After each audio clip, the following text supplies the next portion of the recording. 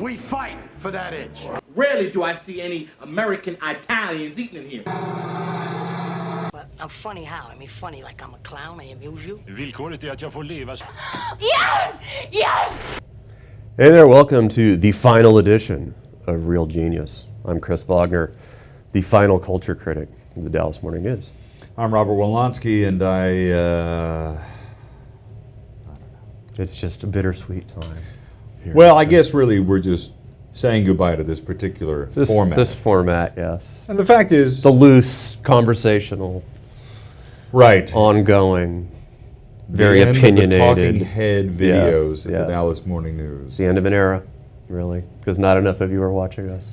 Right, and because very I guess our heads talk too much. Yes. So let's finish it up with a discussion, as we promised last week, of our favorite political film. Yes, we each picked one of our favorites in this crazy political season. Now, there's a million we could have picked. There are. I mean, I don't know, you picked... I picked a pretty recent one. I picked Lincoln, but I was thinking about some of the Capra. I was thinking about some of the really more scabrous, satirical 50s, 60s films. I thought about A Face in the Crowd. Right, that's one I thought about as well. But I ended up going corny and recent with Lincoln. And I ended up going with The Candidate. Which is a great movie. It's a fantastic movie. Well, it felt especially appropriate given the times in which we live. The Candidate, starring Robert Redford, directed by Michael Ritchie, who went on to direct. He and Redford had a relationship with Downhill Racer, Mm-hmm. and then he went on to do Bad News Bears and Fletch. Oddly enough. And Fletch Returns. Yeah, the returns were less and less. Diminishing returns. Yeah. But I always liked The Candidate. In fact, I've been trying to find the Blu-ray, the Criterion Blu-ray, which is not very easy to find. But it happened to be on TCM the other day, and I wanted to show it to my kid because I said, hey, in the age in which Donald Trump is a viable candidate, we should watch... nice crack. We should watch The Candidate, about a guy, an activist who's recruited by a consultant played by Peter Boyle, young Frankenstein, as you may recognize him. young Frankenstein. Right, young Frankenstein. He's recruited to run for a candidacy for a Senate seat. And it's sort of against his will, but he's basically told that, well, you're not going to win anyway, so might as well go out there, say what you want to say, be who you want to be, and do what you want to do. Only to discover that, in fact, he is going to be not only the guy, but the guy. Which makes sense, given the fact he's Robert Redford, after all. He is the guy. So this is obviously Redford a couple of years before All the President's Men. So let's take a look at the moment at the end of the film, and I hope you have seen it. If you have not, perhaps this spoils it a bit. Yeah, not really.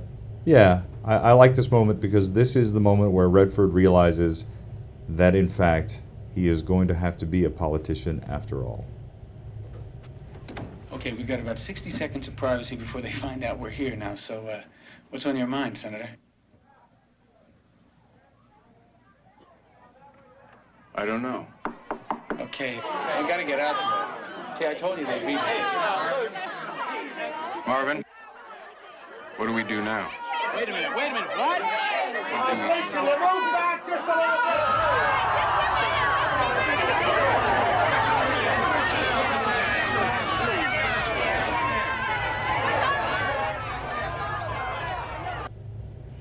Sort of imagine that would be the look on Donald Trump's face if, in fact, he wins the presidency. It's one of my favorite endings of any film because that it's a realization that, oh crap, we won. Yeah, what next? What do we do now? Right. And that great question at the end of the film, what happens when your ideals are suddenly turned into having to live how the sausage is made? Right, because he doesn't, by the end of it, he's not really saying what he believes in. He's been crafted into a candidate. Right. One of the things I love about it is the creation of the political ads. I mean, this film is from early 1970s. It could have been made tomorrow.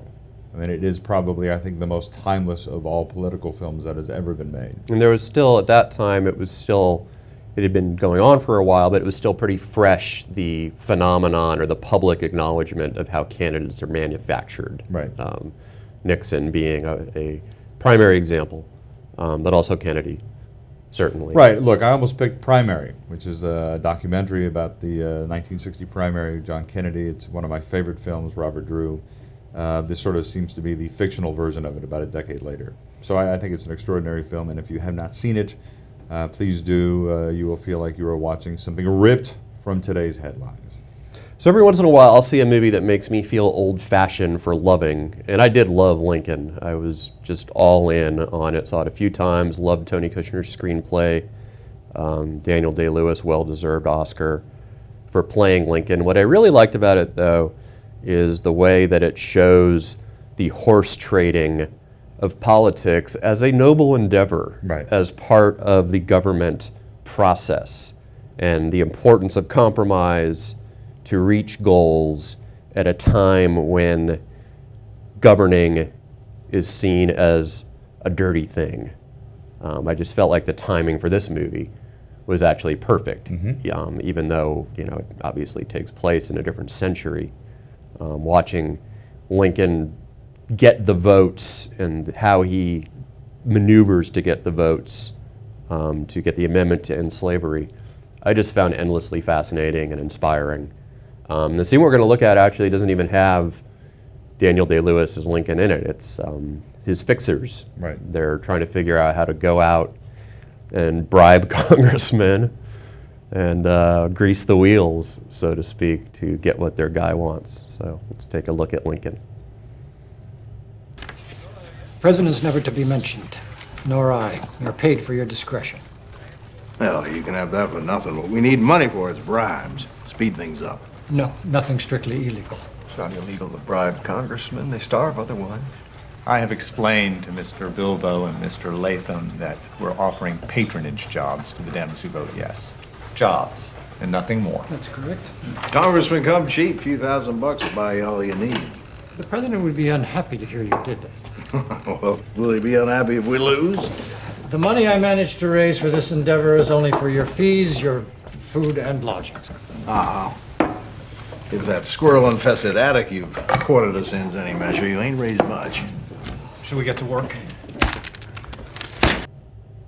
Such a great cast there, too. You got David Strathern, you got Spader, you got John Hawkes, Tim Blake Nelson. I love Spader in this movie. He's so good. He's so un-Spader-like. Right, but it still brings a weird sort of contemporary vibe to this film, seeing those guys in this, especially Spader.